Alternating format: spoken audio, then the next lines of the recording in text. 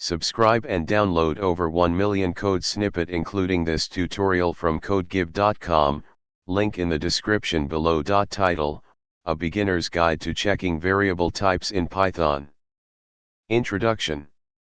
In Python, determining the type of a variable is a common task that helps you understand and manipulate data effectively. Python provides a built-in function called type, to check the type of a variable.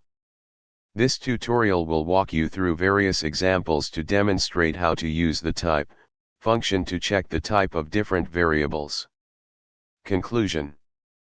Understanding the type of a variable is crucial for writing robust and error-free code in Python.